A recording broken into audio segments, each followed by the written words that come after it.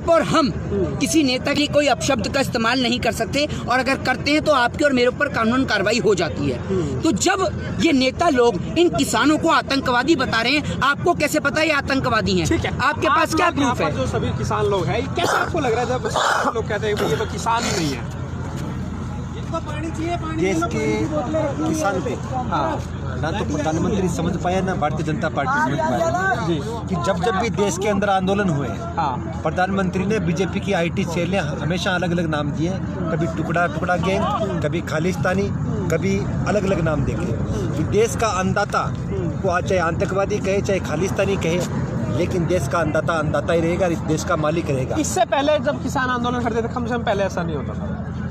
नहीं, जब से ये 2014 के बाद में एक ट्रेंड चला है, अच्छा, कि जो सरकार के खिलाफ बोलेगा वो देश का आतंकवादी है, देशद्रोही है, या खालिस्तानी है, या टुकड़ा टुकड़ा गैंग का सदस्य है। अगर सरकार के खिलाफ अगर किसी को कोई दिक्कत है, अगर वो आवाज उठा रहा है, तो इसका मतलब उसको देश के खिलाफ बता दिया जा रहा है। बिल्कुल। आज गुजरात के साथ ही मैं आपसे मुलाकात कराऊंगा कि पूरे गुजरात के अंदर 144 धारा लगा के उन लोगों को रोका जा रहा है, उन लोगों को पीड़ित किया जा रहा है, उनको गिरफ्तारी की जाती है। मैं श्री गंगानगर राजस्थान से हूँ। क्या कहना है, क्या आपको यहाँ पर किस तरह की दिक्कत है आपको लग रहा है? अगर ये कानून लागू होता है तो आपको क्या दिक्कत का सामना करना पड़ेगा? दिक्कत तो सबसे बड़ी जो 3 ऑर्डिनेंस हमारे ऊपर थोपे वही है। इससे बड़ा दुख, इससे बड़ा दर्द क्या होगा? और हमारे देश के प्रधानमंत्री सो रहे हैं आराम से, कह रहे हैं। कैसे? देखिए, वोट लिए इन्होंने राम के सीता की पति के नाम पर, ठीक है, और काम कर रहे हैं नीता के पति के नाम पर। देख रहे हैं ना आप जिस तरीके से, आप ये देखिए, वोट लेने के लिए इनको सीता के पति याद आ जाते हैं और काम करते रहते हैं 24 घंटे नीता के पति का। जिस देश के प्रधानमंत्री जी अंबानी और अडानी के गुलाम बन जाएं, देश के व्यापारियों के गुलाम बन जाएं, आप समझ सकते हैं वो देश कभी विश्वगुरु बनेगा? ताली और थाली बजाकर, हिंदू को मुस्लिम से लड़ाकर, सिख को मुस्लिम से लड़ाकर, इस मंदिर और मस्जिद के नाम पर देश में दंगे कराकर ऐसे भारत को विश्वगुरु बनाएंगे क्या? कैसे बनाएंगे भारत को विश्वगुरु? आपने स्कूल नहीं खुलता जिस देश के अंदर 1 साल तक स्कूल नहीं खुलते, क्योंकि बीजेपी जानती है कि अगर पढ़ेगा इंडिया तो भाजपा से सवाल पूछेगा इंडिया, और जिन सवालों के जवाब ना ये दे सकते और ना ही इनके नेता दे सकते। कोई औकात नहीं है इनके सवालों का जवाब देने की। आज देश का किसान सड़क पे है, और उस किसान को तोड़ने के लिए हर तरीके का प्रयास इस देश की सरकार से लेकर दलाल मीडिया कर रही है। देश के तमाम तरीके के पत्रकार न्यूज़ चैनल पे हर तरीके का ट्रेंड चला देते। एक बात मुझे आप बताइए, देश के अंदर कोई नेता कहता है मुझे घर से बाहर नहीं निकलने देते, कोई कह रहा है मेरी जान को खतरा है, कोई कह रहा है मेरे ऊपर ईंट मारी जा रही है, कोई कह रहा है मेरे ऊपर पत्थर मारे जा रहे हैं। जब जिस देश के नेता ही सुरक्षित नहीं है सत्ता में रहने के बावजूद, तो हम कैसे भरोसा कर लें कि उन नेताओं के राज में इस देश की जनता, आप और हम सुरक्षित हैं? वो तो इसलिए कह रहे हैं कि भाई यहाँ पे भी हमारी सरकार बनाओ, यहाँ पर इसलिए सुरक्षित नहीं है क्योंकि यहाँ पर विपक्षी सरकार है। अच्छा, इसलिए सुरक्षित नहीं है ये। और इनका ड्रामा देखिए आप, इनका ड्रामा आप देखिए। ये इतने पढ़े लिखे बंदे हैं, इनमें इतनी सी भी शर्म नहीं है। गधा भी मेरे ख्याल से इनसे ज्यादा बुद्धि लेकर पैदा हुआ है। आप ये देखिए, शीशा टूटा नहीं लेकिन ईंट अंदर घुस गई, क्योंकि या तो शीशे पे मिस्टर इंडिया का चश्मा लग रहा था, जो टूटा तो किसी को दिखाई नहीं दिया। समझ रहे हैं ना आप बात को? ये देश की जनता को मूर्ख बनाने में लग रहे हैं, देश का माहौल खराब करने में लग रहे हैं। और जिन भाइयों को आप और हम अंधभक्ति या मूर्ख के नाम से प्रेरित करते हैं, असल में वो अंधभक्ति नहीं, हमारे ही देश के लोग हैं जिन लोगों का माइंड डाइवर्ट किया गया है। उन लोगों को सोचना होगा, नहीं सुनिए, उन लोगों को सोचना होगा। आप इतने समय हो गया आपको पत्रकारिता करते हुए, आपने कभी स्मृति ईरानी के बच्चे को, उसके बेटे को कभी आरएसएस में जाते हुए देखा है? बजरंग दल में जाते हुए देखा हो? मैंने तो नहीं देखा कभी किसी भाजपा के नेता को आरएसएस या बजरंग दल में या किसी भी राजनीतिक संगठन में जाते हुए। या तो वो जाते हैं तो डायरेक्ट राज्यसभा जाते हैं या मुख्यमंत्री की कुर्सी पकड़ते हैं। बाकी मैंने ना उनको आरएसएस में जाते हुए देखा, ना कभी बजरंग दल में जाते हुए देखा।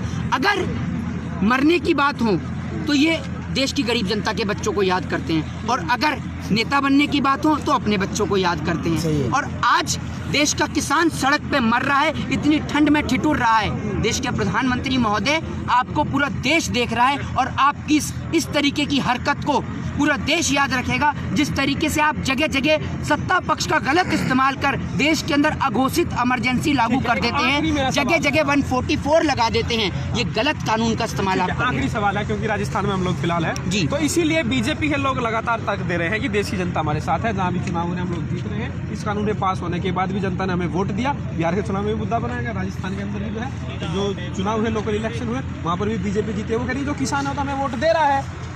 एक बात मुझे बताइए, बीजेपी के जिस भी नेता ने कहा है ना, उसको पकड़ के उसके खिलाफ कानूनन कार्रवाई करनी चाहिए। जानते हैं क्यों? एक उसके ऊपर और एक उसके ऊपर करनी चाहिए जो कह रहा है कि किसानों को विपक्ष भड़का रहा है। अगर विपक्ष की बात किसान इतना ही सुनता तो सत्ता पक्ष में आप कैसे बैठे हैं जनाब? यानी आपने धोखा करा है, और अगर आपने धोखा करा है तो धोखा करने वालों की सजा जो है वो जेल के अंदर है। या तो आप धोखे से आए हैं, क्योंकि आपका एक नेता कहता है कि भाई विपक्ष जो है वो इस किसान आंदोलन को भड़का रहा है। ठीक है, अब आप एक बात मुझे बताइए, अगर आप मेरी बात सुनेंगे तो जो मैं आपसे कहूंगा वो करेंगे भी तो। ठीक है, तो अगर विपक्ष इनकी बात सुनना है तो इनको वोट क्यों नहीं दिया देश के किसानों ने? बताइए ना जरा, इस बात का भी तो जवाब दीजिए। तो इन दोनों के ऊपर कानून कार्रवाई होनी चाहिए। आखिरी आपको क्या समाधान दिखाई दे रहा है, क्या रास्ता दिखाई दे रहा है, कब तक लग रहा है समाधान निकलेगा? क्योंकि सरकार भी पीछे हटने के मूड में दिखाई नहीं दे रहा है, प्रधानमंत्री मोदी और जो पूरी कैबिनेट है वो लगातार लगी हुई है कि रैली करने के लिए, किसानों के बीच में जाने के लिए, और एक प्लान बनाया जा रहा है किसानों के बीच में कैसे। देखिए, जब ये किसान आंदोलन शुरू हुआ था, 2 महीने किसान रेल की पटरी के बैठने के बावजूद इनकी ओर ध्यान आकर्षित नहीं किया सरकार ने। तो पहले हम भी ये सोच रहे थे कि कहीं ना कहीं इस बिल में कोई ना कोई दिक्कत होगी, तो अगर संशोधन हो जाएगा तो बात बन जाएगी। ठीक है, लेकिन सरकार जो लगातार कह रही थी कि इस बिल के अंदर कोई कमी नहीं है, कोई दिक्कत नहीं है। प्रधानमंत्री महोदय खुद कह रहे थे कि ये बिल गंगा से भी पवित्र है, गंगा से भी ज्यादा साफ है। अगर ये बिल गंगा से भी ज्यादा साफ था तो आप इसमें संशोधन करने के लिए रेडी कैसे हुए? यानी बिल में कोई ना कोई गड़बड़ थी। तो आपको मैं एक बात बता दूं, इस बिल में कोई ना कोई नहीं, ये पूरा का पूरा बिल गड़बड़ी से भरा हुआ है। और ये बिल जब तक वापस नहीं होगा, देश का किसान अपनी मांग पे, अपनी बात पे अडिग है। वो कह रहे हैं पूरा को सुधार देंगे, हम पूरे को सुधारेंगे। एक बात बताइए, 7 साल के राज में, ठीक है सुनिए, 7 साल में इनों से बलात्कार की घटनाएं बंद नहीं हुई। इनके नेता पता नहीं कहां से ढूंढ के लाते हैं ये लोग, जो बलात्कारी नेताओं को पकड़ कर लाते हैं। जिस देश के अंदर बलात्कार करने वाले नेता हों और ऐसे नेता हों जो खुद मखमली कंबल में रहते हैं, लेकिन देश का अन्नदाता जो अपना भी पेट भरता है और देश दुनिया का भी पेट भरता है, वो सड़क पे हो और ठंड में ठिठुर रहा हो, तो ऐसा नेता, ऐसा राजा इस देश के लायक नहीं। आप कहाँ की रिकमेंड? मैं तो ये कहता हूँ कि कमल का फूल